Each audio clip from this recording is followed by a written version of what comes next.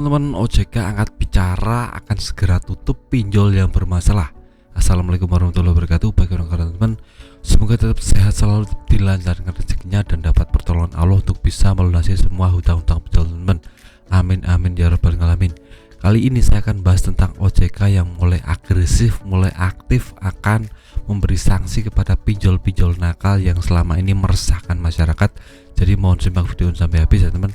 Yang pertama, kita tahu untuk OJK sendiri adalah lembaga yang mengatur tentang keuangan, tentang lembaga pinjaman online yang beredar di masyarakat, tentang aturan-aturan untuk penegakan hukum di masalah pinjaman online ini.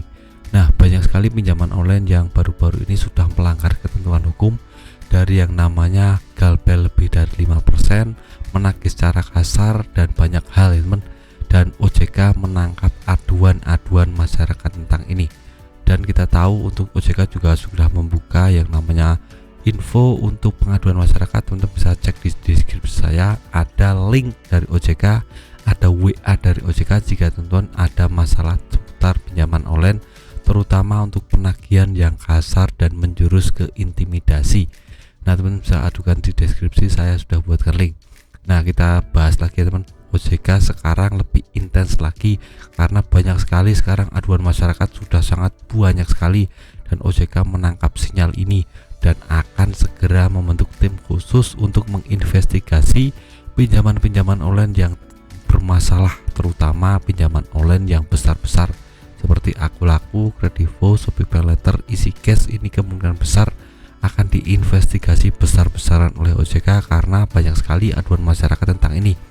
Kita tahu di platform Facebook, Instagram itu banyak sekali iklan dari Akulaku, dari EasyCash, dari Kredivo, itu yang menawarkan pinjaman besar, tenor besar, dan penagihannya juga sangat amat ramah.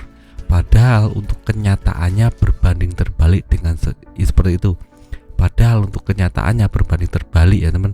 Kita tahu untuk penagihan EasyCash ini terkenal sangat kasar sekali, apalagi Kredivo itu developernya juga sangat kasar sekali, menagih banyak sekali orang. Dan kita harus tahu tentang bunga dan denda ini tidak sesuai ketentuan teman.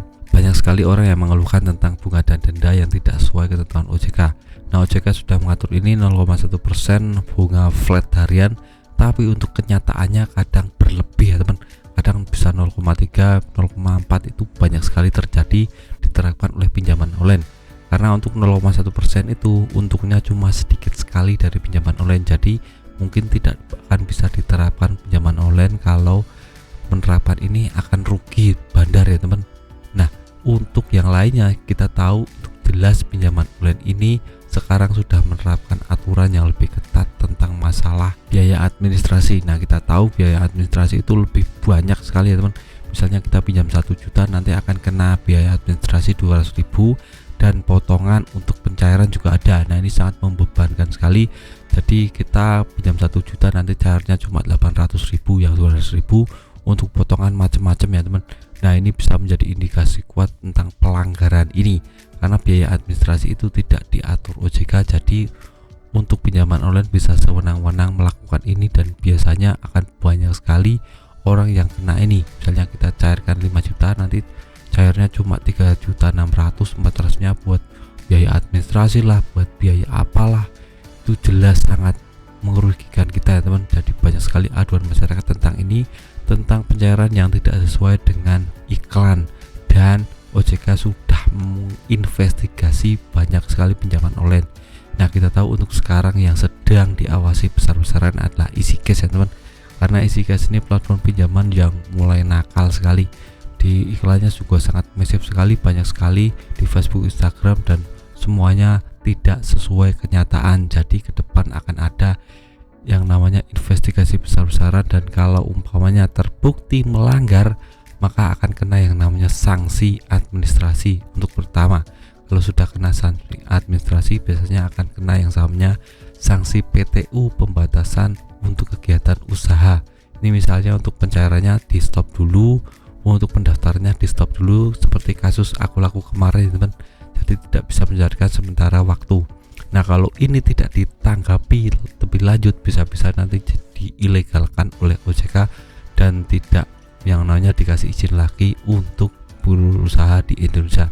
dan akan jadi ilegal. Nah, itu bisa banyak sekali terjadi, seperti kasus Tanifan juga seperti itu teman. Itu tentang pendanaannya yang kurang kuat. Hanya saja video singkat dari saya. Jika teman kurang puas dengan video ini dan ingin berlangganan, bisa langsung langganan saja. Sekian video dari saya, semoga bermanfaat. Tetap semangat, kehidupannya lebih baik.